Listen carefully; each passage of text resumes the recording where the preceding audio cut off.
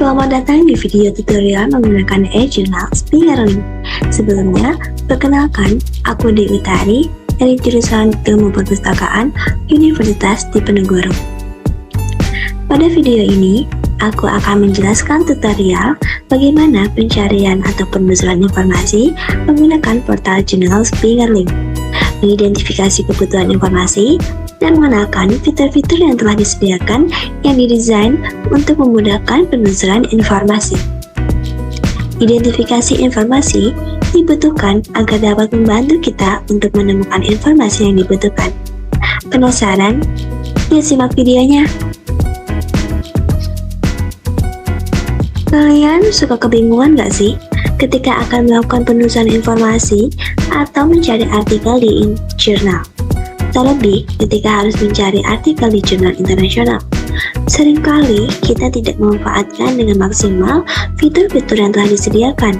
Padahal fitur-fitur yang telah disediakan tersebut bertujuan untuk memudahkan kita sebagai user ketika sedang mencari artikel loh. Salah satu portal jurnal internasional yang dapat kalian gunakan adalah Spingerlink.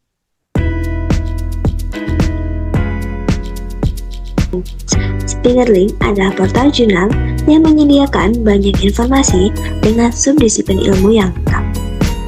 Tetapi kali ini teman-teman tidak perlu bingung lagi ketika harus menggunakan jurnal Spingerlink, karena kali ini aku bakal jelasin tutorial bagaimana menggunakan jurnal Spingerlink, dan aku juga bakal kasih tahu apa aja sih fitur yang tersedia di Spingerlink yang bisa teman-teman gunakan dalam menemukan artikel atau bahan bacaan yang relevan. Sebelumnya, teman-teman harus membuka portal jurnal Spingerlink terlebih dahulu. So, let's begin.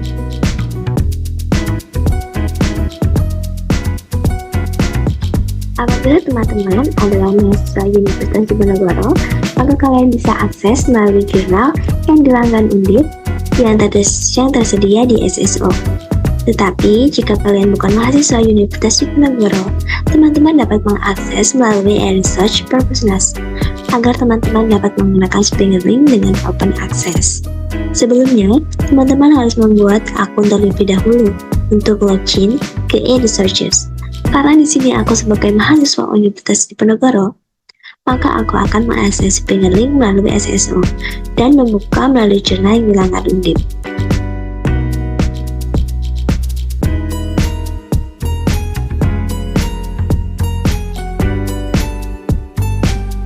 Setelah membuka jurnal yang dilanggan Undip, langkah selanjutnya pilih portal jurnal Spingerlink yang berada di baris pertama urutan ketiga.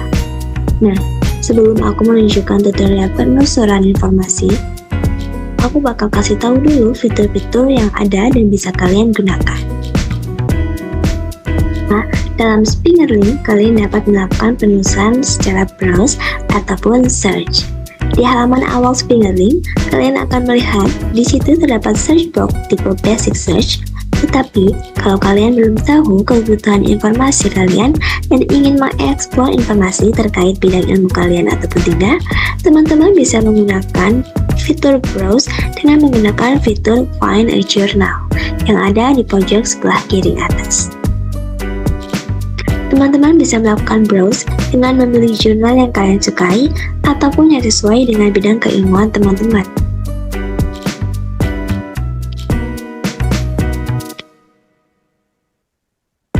Nah, tetapi jika kalian sudah mengetahui kebutuhan informasi yang sedang dibutuhkan, maka teman-teman bisa mencarinya menggunakan basic search atau advanced search.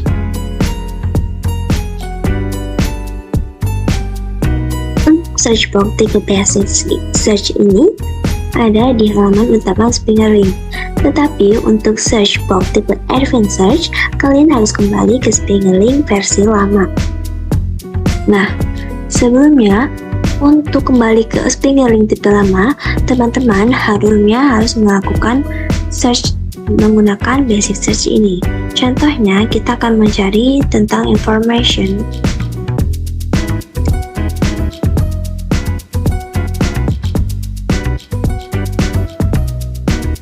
Nah, untuk kembali supaya kita bisa menggunakan search box dengan tipe advanced search, maka kita harus mengklik go back to the old search.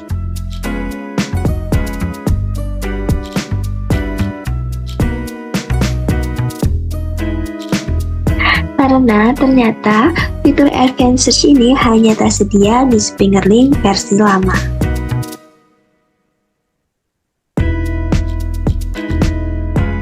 Nah, untuk masuk ke advanced search-nya, kalian klik logo gear yang ada di sebelah kanan basic search box. Kalian klik bagian advanced search dan kalian akan dialihkan pada laman yang berbentuk kolom-kolom.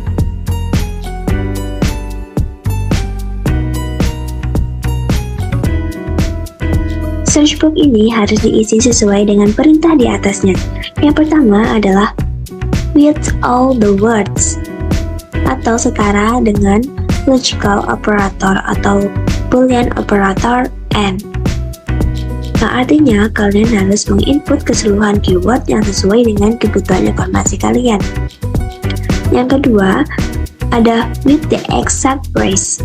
Dapat kalian pakai untuk memasukkan kata kunci atau keyword agar hasil yang keluar lebih spesifik dan nantinya kata kunci akan keluar dalam bentuk diapit oleh tanda kutip 2 yang artinya itu mengunci keywords.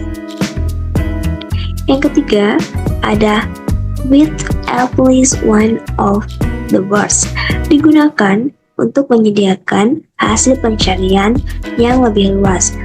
Fitur with at least one of the words ini setara dengan boolean operator OR. Selanjutnya ada yang terakhir adalah without the words, yang dipakai untuk mempersempit hasil pencarian atau yang setara dengan logical boolean operator not. Setelah itu, kalian tinggal masukin judul jurnal yang kalian cari di kolom where the title contains dan nama author di kolom where the author or editor is. Kolom ini, kolom where the title contains and where the author editor is, tidak semuanya harus diisi. Yang harus pasti diisi adalah kolom nomor 1.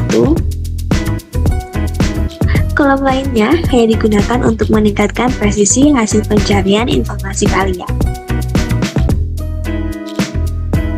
Selanjutnya, aku akan menjelaskan fitur autocomplete. Nah, fitur ini biasanya tersedia pada search box dengan tipe basic search. Fitur autocomplete atau bisa disebut suggestion, yang dimana fitur ini membantu kita dalam memasukkan query di search box. Fitur autocomplete ini tersedia karena dengan alasan mengetik pasti membutuhkan waktu dan mungkin user susah dalam mengeja kata, terutama dalam query bahasa Inggris. Bisa juga digunakan oleh user untuk mengeksplor. Namun sayang sekali fitur ini tidak tersedia di jurnal Fingerlink. Selanjutnya ada fitur federated search. Nah, fitur ini adalah fasilitas yang memungkinkan database jurnal menyediakan fasilitas information seeking dari multiple database. Contohnya, kita harus mengetikkan query terlebih dahulu. Misalnya di sini aku akan mengetikkan information seeking.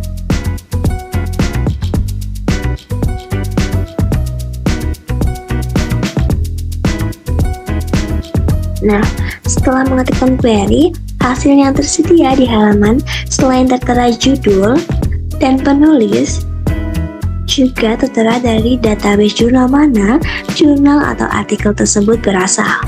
Nama jurnalnya tepat di samping nama penulis atau author. Nah, di sini adalah contohnya ada dari jurnal in a Journal of General Internal Medicine. Selanjutnya yaitu ada fitur Faceted Navigation. Nah, fitur ini tertera pada sebelah kiri hasil penelusuran, di mana kita bisa merefine atau men-setting query menjadi lebih spesifik dari content type, data published, language, discipline, and subdiscipline.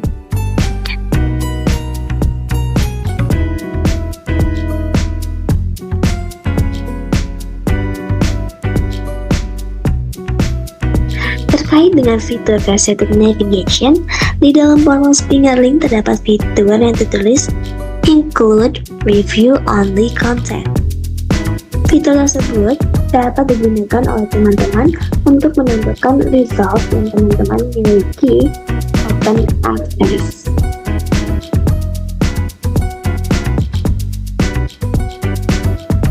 Selanjutnya, ada fitur Best First. Nah, fitur ini melanjutkan fitur pengurutan berdasarkan relevansi tadi. Hasil penelusuran yang muncul biasanya diurutkan dari yang tingkat kesesuaian atau relevansinya tinggi. Pada Fingerlink ini, Best First yang muncul maksimal 20 jurnal atau artikel dalam satu halaman.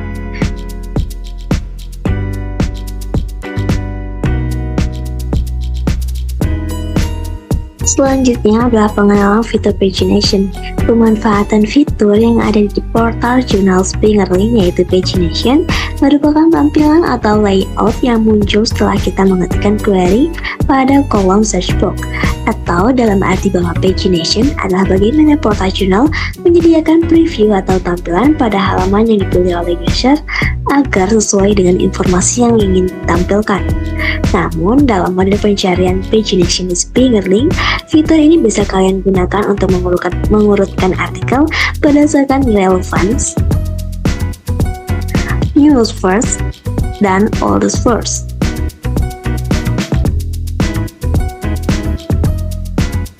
Tampilan otomatis yang akan muncul adalah tampilan standar, yaitu hanya judul, ringkasan abstrak, dan penulis.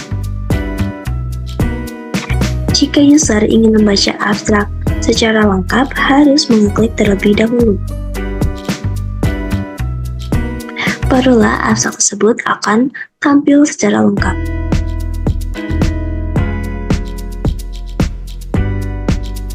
Kita menyeleksi informasi mana yang sekiranya sesuai dengan relevansi kebutuhan informasi yang kita inginkan. Jika sudah, kalian bisa klik informasi tersebut sehingga akan memunculkan tampilan halaman seperti berikut. Lalu bisa kita lihat bahwa di dalam Fingerlink ini terdapat fitur Actionable Result, di mana user dapat mengunduh informasi yang sudah dipilih, yaitu dalam bentuk download PDF. Di sini juga ditampilkan beberapa fitur pilihan lain seperti citation, reference and permission, dan ada share this article dengan menggunakan shareable link. Namun perlu diingat bahwa tidak semua informasi yang terdapat di Fingerlink dapat diunduh ya, karena beberapa di antaranya hanya dapat dibaca saja.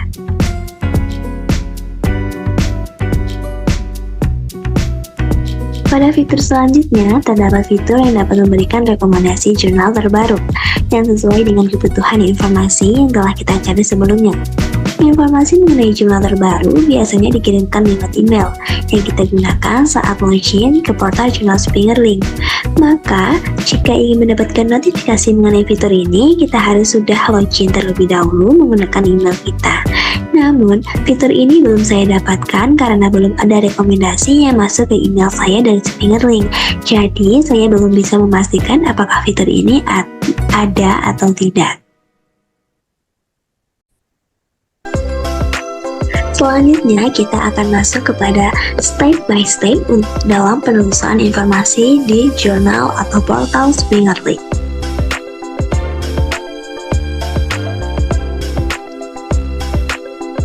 Sebelumnya, kita klik New Research terlebih dahulu.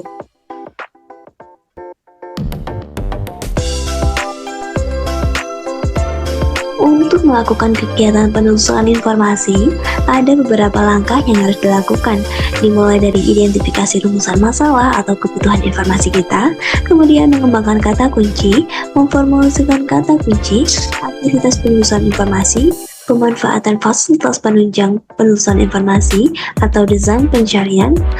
Selanjutnya yaitu seleksi informasi dan penggunaan informasi, misalnya dengan di-download, kutip, atau lainnya.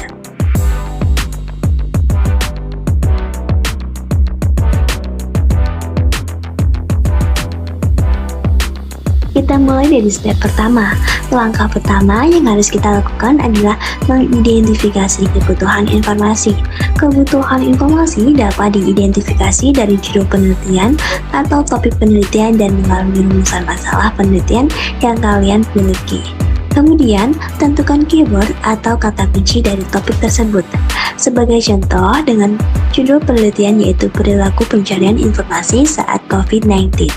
Dari contoh tersebut didapatkan dua keyword utama yaitu perilaku pencarian informasi dan COVID-19. Keyword tersebut digunakan untuk melakukan proses pencarian informasi berupa literatur atau sumber referensi ilmiah yang dibutuhkan untuk menjawab rumusan masalah penelitian. Akan tetapi, apabila hanya terbatas menggunakan dua keyword utama tersebut, maka sumber informasi yang muncul menghasilkan temuan yang kurang spesifik. Oleh sebab itu, kedua keyword tersebut harus dikembangkan lagi. Nah, gimana sih cara mengembangkan kata kunci tersebut? Mari kita lanjut ke step 2. Langkah kedua adalah mengembangkan kata kunci utama yang telah ditetapkan pada langkah sebelumnya. Dalam proses pengembangan kata kunci ada 3 cara, yaitu dengan menggunakan thesaurus, dengan menggunakan sinonim, dan ketiga dengan menggunakan antonim dari kata kunci tersebut. Untuk mempermudah pengembangan kata kunci, kalian bisa menggunakan sinonim, kalian juga bisa menggunakan broader terms, narrow terms, and related terms.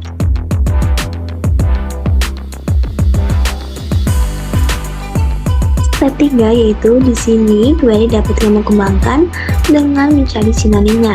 Mulai dari sinonim kebutuhan informasi adalah information seeking dengan associative information searching, lalu sinonim berlaku adalah behavior dengan associative habits, dan associative COVID-19 adalah coronavirus.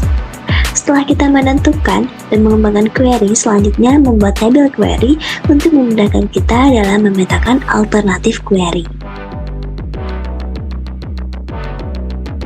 Berikut ini adalah tabel query.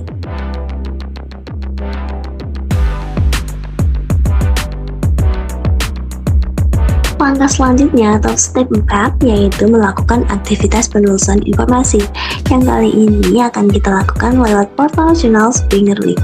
Dalam melakukan penelusuran informasi, kita dapat memanfaatkan desain pencarian yang telah disediakan.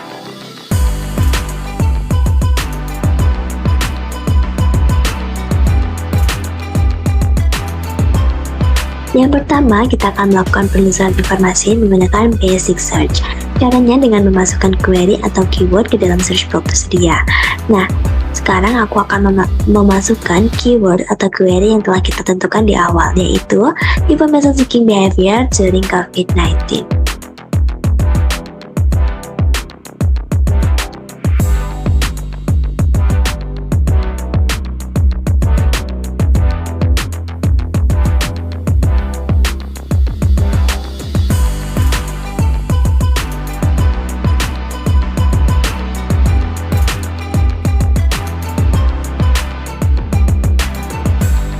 Selanjutnya kita klik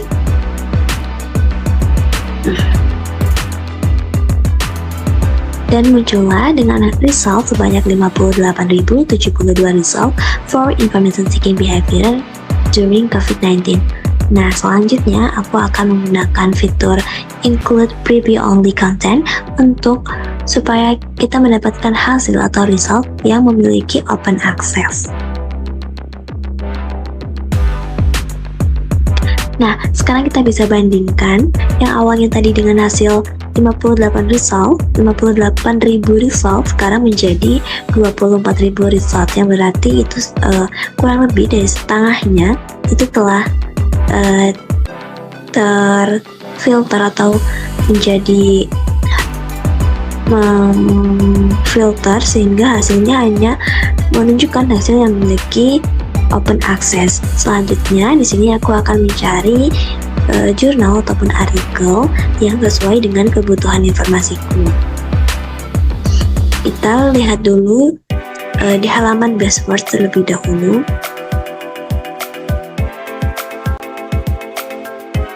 Karena di halaman best words tidak ada, maka aku akan mencari di page kedua.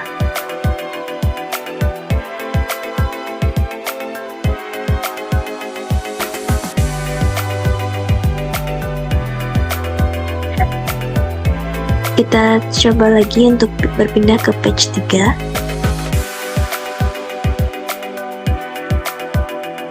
Nah, di sini ada artikel dengan judul An Energizing for Role for Motivation in Information Seeking During the Early Phase of the COVID-19 Pandemic. Dan di sini juga terdapat keterangan bahwa artikel ini open access.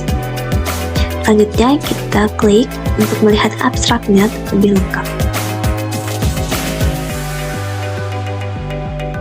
Nah, di akhir nanti aku akan menjelaskan kenapa sih aku memilih artikel ini, dan aku juga akan menyampaikan alasan-alasannya. Untuk sekarang kita akan berpindah ke pencarian tip kedua, yaitu menggunakan advanced search. Selanjutnya kita kembali dulu, lalu kita akan melakukan penelusuran informasi menggunakan advanced search, yaitu kita klik logo gear di sini terlebih dahulu, lalu kita memilih advanced search, kita klik. Nah, sekarang telah muncul kolom-kolom dari find the searches yang disediakan oleh advanced search. Nah, yang pertama aku akan mengisi kolom with all of the word dengan query COVID-19. Selanjutnya, kolom with the exact phrase aku akan isi dengan information seeking behavior.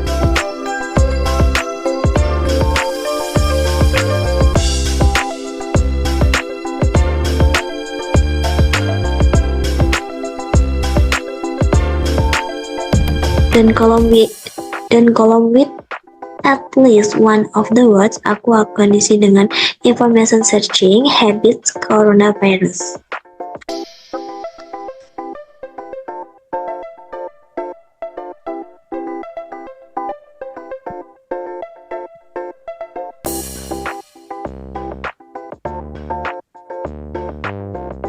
Selanjutnya, kita akan klik search. Nah, sebelumnya aku akan menunjukkan bahwa di kolom advanced search juga ada, kita bisa menentukan tahun, start year, dan end year. Tapi di sini aku tidak akan menggunakannya. Jadi aku akan langsung klik pencarian.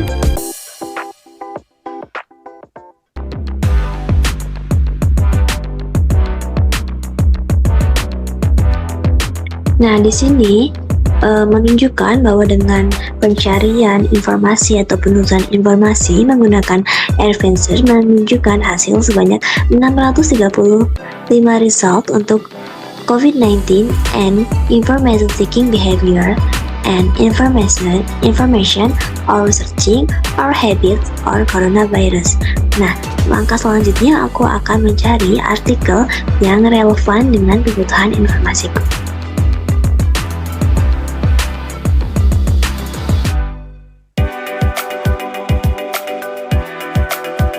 Nah, di sini aku menemukan artikel yang relevan dengan informasiku dengan judul When in Doubt, Google It, Distress-Related Information Seeking in Italy During the COVID-19 Pandemic. Nah, di sini juga menunjukkan bahwa artikel ini memiliki open access. Selanjutnya aku akan mengeklik untuk melihat abstraknya lebih lengkap.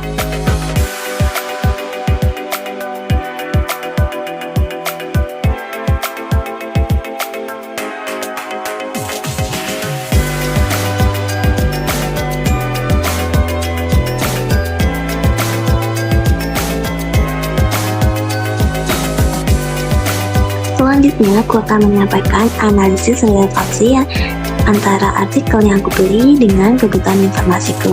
Pada artikel yang ditemukan dari hasil pencarian basic search dengan judul An Organizing Role for Motivation in Information Seeking During the Early Phase of the COVID-19 Pandemic. Ada relevansi dengan kebutuhan informasi yang lagi aku butuhkan setelah aku membaca judul dan abstraknya. Dari abstrak yang sudah aku baca, Artikel ini relevan karena melalui artikel tersebut diketahui bahwa perilaku pencarian informasi saat pandemi COVID-19, khususnya di Amerika Serikat, menunjukkan adanya peningkatan pencarian informasi secara umum untuk konten yang tidak terkait COVID-19. Sedangkan adanya kekhawatiran terkait COVID-19 menyebabkan orang kurang termotivasi rasa keingintahuannya untuk mencari informasi terkait COVID-19. Dari artikel yang kedua, yang diperoleh dari hasil pencarian Advanced Search dengan artikel berjudul When in Doubt, Google It, Distress-Related Information Seeking in Italy during the COVID-19 Pandemic. Dari abstrak yang sudah aku baca, artikel tersebut menunjukkan bahwa perilaku pencarian informasi di Italia adanya banyak penggunaan kata kunci terkait tentang kecemasan, diikuti depresi dan insomnia daripada kata kunci COVID-19. Diketahui bahwa di Italia pencarian informasi selama pandemi COVID-19 lebih banyak mencari terkait kesehatan mental daripada terkait dengan COVID-19 itu sendiri.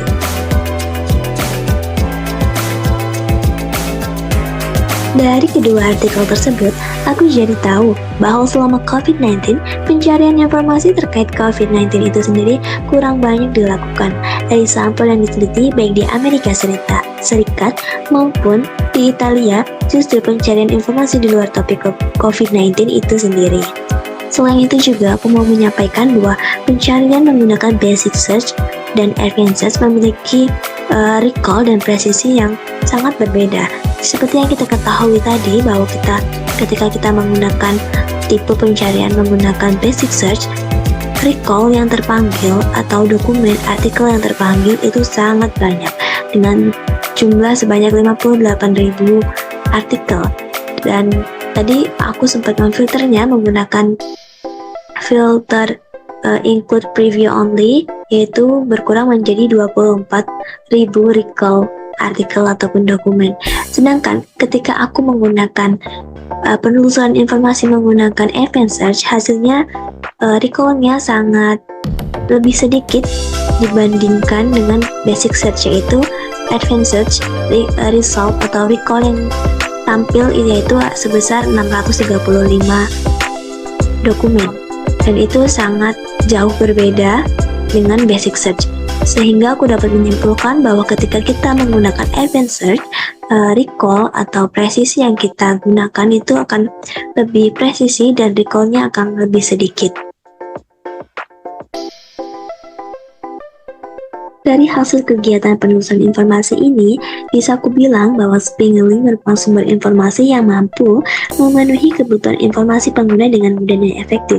Sangat cocok dan rekomen banget bagi pengguna yang menginginkan informasi dari disiplin atau subdisiplin tertentu, khususnya adalah ilmu informasi.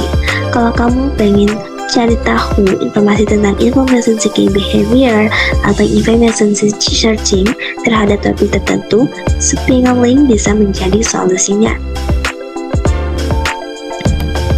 Setelah mencoba menelusuri informasi tentang information seeking behavior during COVID-19 dengan memanfaatkan fitur-fitur yang ada pada Spingelink dan melalui query yang telah aku kembangin, aku menemukan banyak sekali jurnal yang membahas information searching behavior.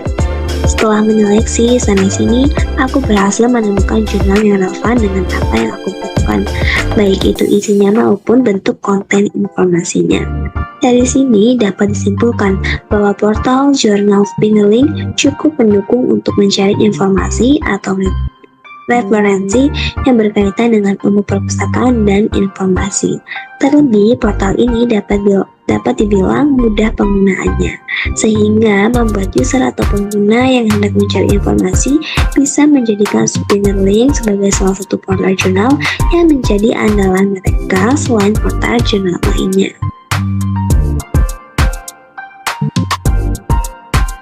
Nah, itu dia video tutorial menggunakan e-journal Spingelink beserta penjelasan singkat terkait fitur-fitur yang ada di portal tersebut. Gimana? Setelah nonton video ini, jadi pengen nyoba buat praktek di portal jurnal tersebut? Selamat mencoba ya, terima kasih dan sampai jumpa. Bye-bye.